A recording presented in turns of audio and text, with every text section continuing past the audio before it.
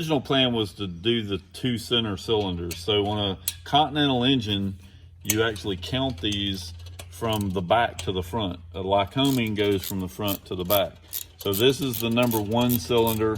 The one on the other side is 2, 3, 4, 5, and 6. And so what we were planning on doing was pulling these center cylinders because they have the worst compression, but you can't get the center cylinder. Now, we've had a few people tell us that you can, but we have been fighting with this for an hour and have not figured out any way to get this center cylinder out without taking one of these other cylinders off the airplane. And so at that point, we decided we might as well just take all of them off and send them off for a top overhaul. So the way these cylinders mount on the airplane is they have studs that go in that hold the flange up here, and you can probably see it better down here at the bottom. But right in here, you can see the flange with these bolts. And there's a few of these bolts, the corner bolts, that actually go all the way through the case. And so what we're having to do is pull we're pulling 2 cylinders because the studs cross in between the 2 cylinders. So this cylinder shares the stud with the one on the middle on the other side. So we're having to pull this cylinder and that cylinder, both those studs back together to help hold this crankcase together.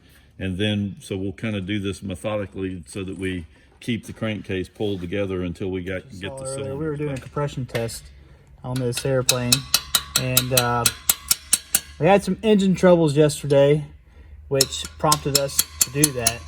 And with that said, now we're pulling all the cylinders. We're going to do a top end overhaul on this IO-360 Continental.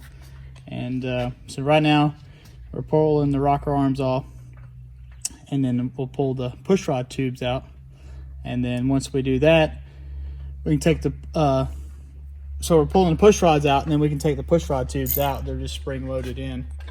And after that, we can take the bolts, actually the nuts. There's a couple through bolts that we're gonna have to make sure that we keep tight, and then so that this case doesn't split apart.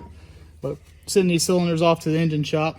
With the rocker arms out of the way, this is a good time, and the rocker and the valve covers off. This is a good time to see. This is our intake, and this is our exhaust. Our exhaust valve, intake valve, and this is our push rods that we were talking about that we had to pull out. We pull them out, and we're keeping everything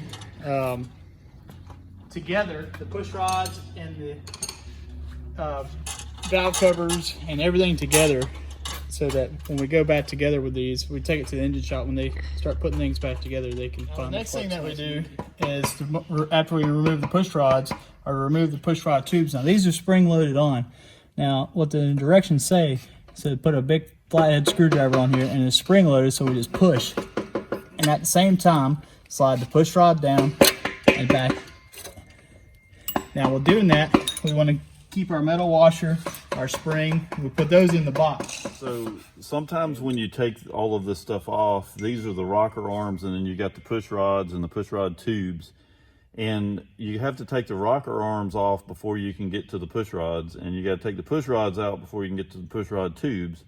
And sometimes on different engines, all of these pieces are different. They're shaped different between the intake and the exhaust.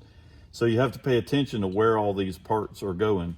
Now on an IO-360 Continental, all of the rocker arms and the push rod tubes and the push rods are all identical. So the only thing that you have to do is take them off and put them in a box, because we're going to be using them again, and it doesn't really matter which cylinder they're going to go back on, because they all kind of are mirror images of each other. So you take these nuts off of here, and then they've got these little washers that lock the nut in place. And then there's 2 little tabs that slide off of here, and then your rocker arm comes right off of the cylinder. And then here's your push rod tube that opens and closes the valve as the engine's running.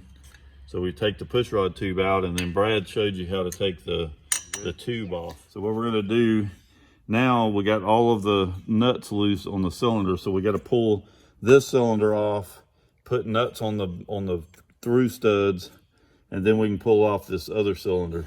So what you do is you kind of rock it back and forth, to get the cylinder to break loose, and you have to be very careful because the barrel, which is this back part of the cylinder, is holding the piston, and you don't want the piston to slap down on the engine. So you see there's the piston coming out right there. So this is the piston, this is the connecting rod, this is an oil ring that keeps the oil from getting back into the crankcase from the cylinder, or vice versa. Dropping oil on your foot. And then there is the piston. So there's your rings. This is the cylinder, and then that's the rings and the piston. So, and then right here is what's called a wrist pin, and we got to push that wrist pin off and take the piston off of the cylinder. I'm going to try to get the piston on what's called top dead center, so that so it's sticking out as far as it can stick out before you pull the cylinder. But because we're pulling all 6 cylinders off, we can't really do that. So we're having to just deal with what we got to deal with. Some of these studs are short and they actually screw into this hole, and some of them backed out when we were taking the nuts off, but some of them go all the way through the crankcase. And so what we're doing now is we're putting the ones that go all the way back on the crankcase, we're putting them back on here so that it helps hold the crankcase together. We actually have bolts that go all the way across to hold the crankcase, but they don't hold it in the middle where the cylinders normally are at. So we're going to tighten these back down to kind of help hold the crankcase while we're waiting on these cylinders to get rebuilt.